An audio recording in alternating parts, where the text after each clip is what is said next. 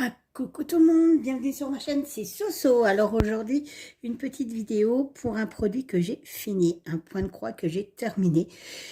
Il n'y a plus qu'à le mettre dans l'eau, donc il est trop mimi, je suis trop bien contente de le finir. Je vais le mettre en cadre et il ira dans ma pièce à moi quand j'aurai ma pièce. Parce que je trouve qu'il me représente un peu. Du coup, ici, c'est mon DP que je suis en train de faire, donc ne trouvez pas bizarre que vous voyez quelque chose. Alors, voilà, c'était celui-ci. Voilà, c'était... alors, elle fait du tricot, moi, c'est du point de croix, mais j'ai tout à fait le style là, je pyjama à chaussettes, mon petit chien ou mon petit chat à côté de moi. Donc, franchement, c'était pile poil. Et ma petite lampe qui est juste à côté de moi. Du coup, ça me représentait assez. Donc, voilà. Donc, ça, c'était un point de croix que j'avais eu sur... chez qui je crois que c'était Fancel. Ouais, Stéphane Sell. Et franchement, j'ai adoré le faire. C'était vraiment des gros blocs. Il était vraiment tip top. Donc voilà. Même au point de compter, on peut le faire. Il n'y a aucun souci. Alors au niveau fil, il m'en reste énormément. Je n'ai pas du tout eu de manque. Il n'y a guère que le rouge ici. Où il ne reste pas grand chose. Mais autrement, je me reste de tout. Et vraiment en très grande quantité. Voilà. Franchement, aucun souci sur les fils. Et voici la bête. Donc, vous voyez, il était tout petit. Hein. C'était pas un gros point de croix. Mais pour le coup, franchement, il a été super agréable à faire. Alors, par contre, effectivement, hein, si on n'aime pas le point arrière, là, j'ai été servie. Il y en avait quand même pas mal. Hein, franchement, on ne peut pas dire le contraire. Mais c'est ça qui fait le rendu du dessin. Et honnêtement, je le trouve tout mignon. Donc voilà, donc en fait ce qui va se passer c'est que je vais vous laisser là, je vais le faire tremper, sécher et je vous reprendrai juste après. À tout de suite. On se retrouve donc après le petit bain de ma toile. Donc voilà, elle est trop mimi, je l'adore. Donc celle-là elle va aller en cadre hein, quand j'aurai ma pièce à moi. Du coup, moi j'ai l'habitude, quand je mets des points de croix en cadre, de mettre quelque chose derrière. Donc, je m'explique. En fait, j'ai ça. Voilà, c'est ça.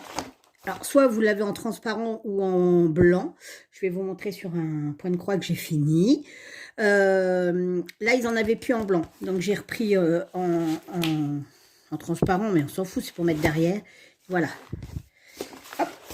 Oh mince, j'ai fait tomber mon papier. Voilà, ça c'est une toile que j'ai finie. On la verra tout à l'heure en produit fini.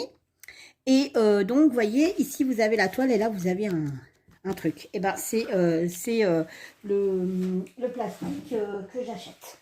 Donc, je l'ai coupé à la dimension qui est pratiquement de mon petit cadre. Alors, c'est autocollant.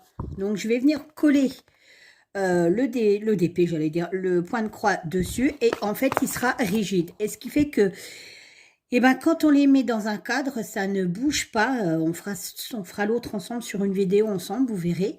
Et ça ne bouge pas en fait.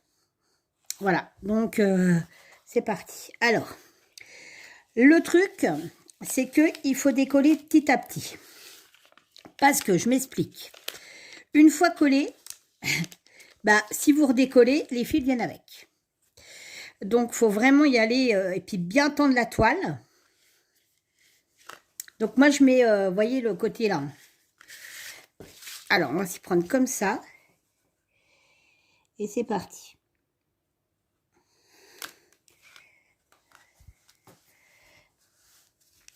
Vous voyez, la toile, elle est super bien tendue.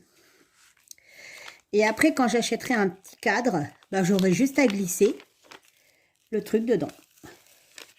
Sans me dire, ah mince, j'ai mal tendu, et machin, et truc et bidule. Alors, si ça vous intéresse, je peux vous donner ce que c'est. Il faut savoir que moi, avant, je l'ai acheté dans un magasin de tissus. J'ai acheté ça au Mondial Tissu. Et ils ne le font plus. Et en allant dans un magasin de loisirs créatifs qu'on a près de chez nous, et ben je l'ai trouvé. Donc je l'ai acheté. Alors par contre ça a un coût, hein. Je vous dis, hein, c'est pas donné. Mais c'est génial.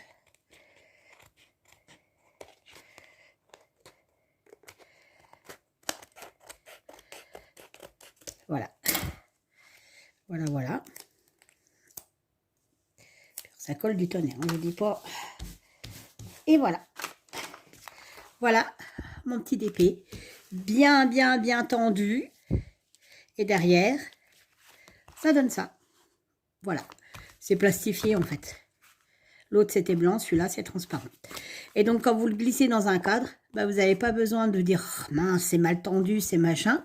Vous glissez, vous ajustez, vous coupez s'il y a besoin de couper, ça ne s'effiloche pas, c'est nickel. Voilà, voilà, c'était l'astuce du mois. Non, alors sans blague, je vais vous expliquer, je vais vous dire c'est quoi si ça vous intéresse. Comme c'est quand même pas donné, je vous dis moi, j'en mets que derrière ceux qui vont être accrochés au mur. Voilà. Autrement, et encore, hein, il faut que les cadres aient une vitre hein, devant, parce que forcément, hein, quand on les accroche, ça prend la poussière. Et donc là, une fois que vous avez ça, vous ne pouvez plus les laver. En soi, il faut se le dire. Mais tous mes cadres de Noël, et il y en a un qui a quasi 20 ans, il ne bouge pas. Mais il est sous vitre. Donc voilà. Alors, c'est quoi que je mets derrière? C'est quoi, c'est quoi donc? Voilà. Donc, c'est du Polyfan. Pouch. Voilà. Rouleau adhésif. Donc là, j'avais 60 sur 1,20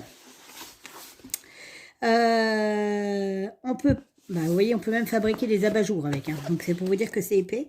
Et donc, je l'ai payé 19 €, je crois. Mais bon, il y a de quoi faire. Hein. Regardez. Et le rouleau, il est loin d'être petit. Hein. Donc, regardez. Après, 1,20 m. Hein. Donc, voilà. Voilà, voilà. Et bien sur ce, je vous fais plein de bisous. Je vous dis à bientôt pour une prochaine vidéo qui sera sur mon produit fini en point de compter. Et sur ma vidéo pour le prochain concours de mes 200 abonnés. Bye bye!